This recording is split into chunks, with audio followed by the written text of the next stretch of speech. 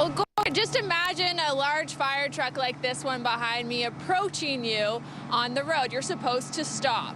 We went for a ride along with the fire paramedic service in a medical supervisor vehicle like this one behind me. And what we saw was that some drivers froze, some panicked. Some drivers are simply missing the message. I was actually here Wednesday night just to check it out, and I can tell you that when the Jets score, the person next to you basically becomes a new friend. You're high-fiving, people are hugging, lots of excitement, and fans here are hoping for a repeat of Wednesday. They're hoping the Jets, of course, beat the Wild again. Renee? Marilee, Raymond Cormier has been found not guilty of second-degree murder in the death of 15-year-old Tina Fontaine. Marilee, since the collision, there's been a steady stream of family and friends coming here. Flowers now rest where 23-year-old Cody Severite was struck and killed. And earlier today, I watched a woman paint this sign on the side of the Sutherland Hotel. It says, "Rest in peace, Cody, 23. Families say he was a father-to-be, and they're in shock." Terry Brass heard the collision that killed her brother. Around 8 Tuesday night, 23-year-old Cody Severite was hit on Main Street. He was crossing the street.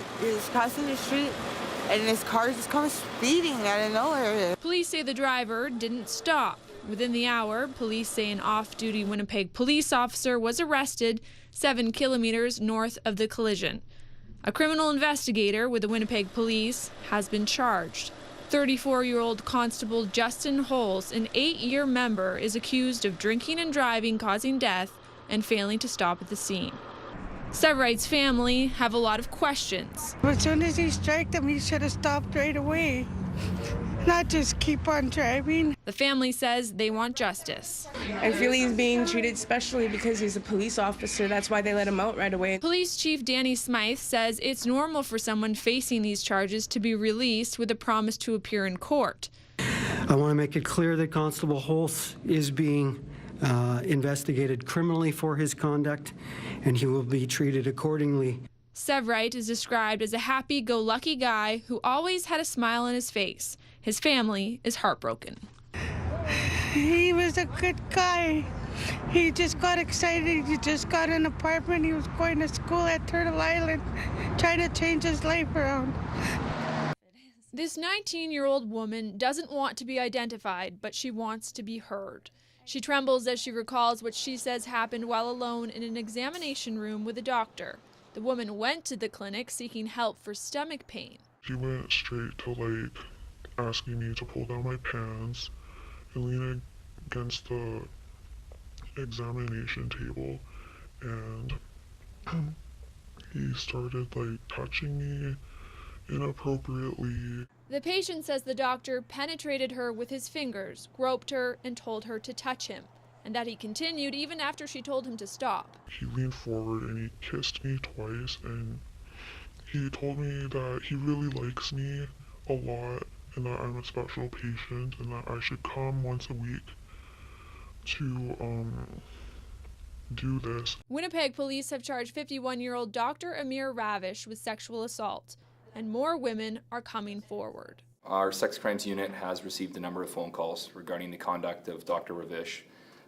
They're continuing with the investigation right now. The woman tells me at first she wasn't going to tell anybody about what she says happened. She says it wasn't until she was at the hospital being treated for her injuries that she got emotional and confided in another doctor. I walked out of the clinic and I started crying because I didn't know who to tell or what to do, because I didn't think anyone would believe me that a doctor did this to me. The woman is studying to become a doctor herself. Why did you want to share your story with us? Know that it's okay to step forward if someone does something like this to you. A message she hopes reaches others. Sarah Plowman, CTV News, Winnipeg. They feel as if they know each other even though they've never met. Looking back, I don't know if it was because someone's life had ended or that mine had just begun. That was nerve-wracking, opening the letter, because you have so many questions and there it is all laid out for you. They learned of each other's stories through private anonymous letters sent through Manitoba Transplant and the news.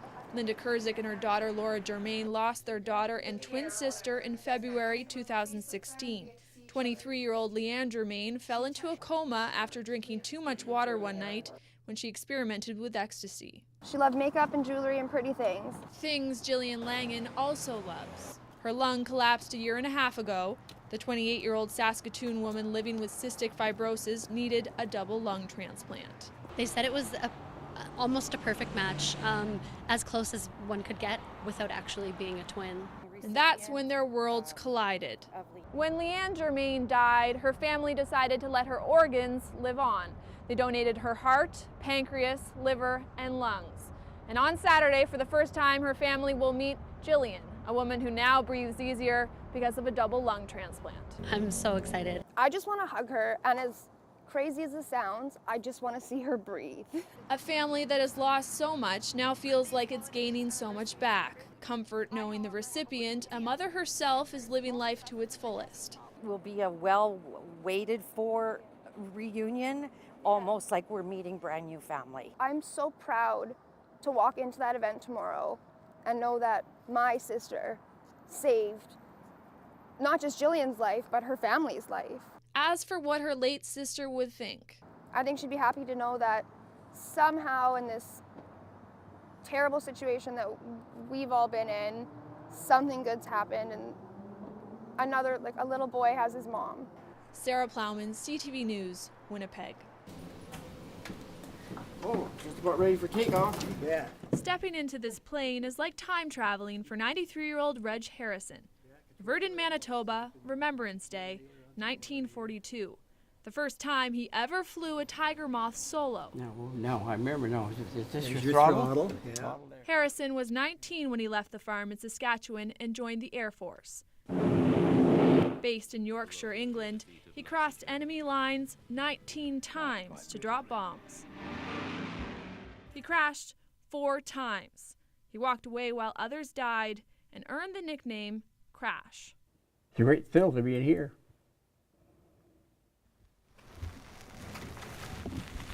Dave Gillespie bought this Tiger Moth from a museum and restored it. His father was also a Second World War pilot from Saskatchewan. When Harrison reached out, the plane collector had a special salute for the pilot.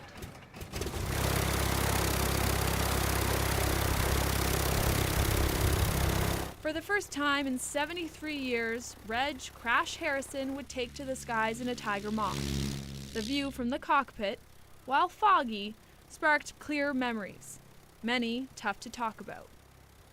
The Germans had a very effective night fighter force. And I think of all the bombers shot down, probably about 75% of them were shot down by night fighters. When I reflect back on it now, I sometimes wonder how we did it, but I think it was the atmosphere that we were in. You always had the feeling that, you'd come back and there'd be empty beds and empty chairs, but you always had the feeling that it wasn't going to happen to you. I think if you felt otherwise, you probably never had enough nerve to take off again. Well done, well done. Yeah, that was quite a thrill. Didn't crash that time. Didn't crash that well, no. I had a new fella that knew how to fly. My dad was one of them. He trained on the same aircraft. So to meet Reg today and see his enthusiasm and his spark for life still is just, it's incredible. It's encouraging, and it was an honor to be able to fly with him. We're not going to celebrate, we're going to commemorate or observe another Remembrance Day. So today had a lot of meaning for me. 43431. A special moment shared between two pilots, two strangers turned friends. Thank you. Sarah Plowman, CTV News, Saskatoon.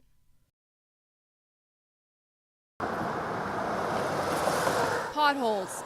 They can be tough to miss. They're everywhere in the city, especially in the right curb lanes on all the major roads. Spend a few minutes driving with Kevin Bones, and here's what he sees. Traps for his tires and his trucks. Especially in the residential neighborhoods, all the older neighborhoods. Meet a possible solution. Its name is the falling weight deflectometer. It doesn't fill potholes or predict potholes, but it can test the strength of a road by dropping 400 pounds of pressure on pavement without damage. The point of doing this is that we're trying to simulate what happens when a truck drives on the pavement and capture that information and make it available to the design engineer. The data can help engineers understand how a road is performing and if it needs repairs. It records the actual force, and then there's a table of all those sensors that are on the ground of the back. If our designs are adequate, we should not see potholes appearing for a long period of time. It's a tool stemming from a $1 million research program supported by the province and the city. Allowing city roads to be assessed earlier so that the design work can make sure that we're using the right products and processes to make sure that those roads can last even longer. The technology isn't new, but it is new to Winnipeg. Engineers say this will stretch the city's construction budget, and if potholes can be prevented, in turn, drivers like Bones sees his own chances to save. When you're like me and you have a fleet of vehicles hauling heavy stuff around the road, it's really hard on them, you know, so we have to maintain them a lot more than we normally would.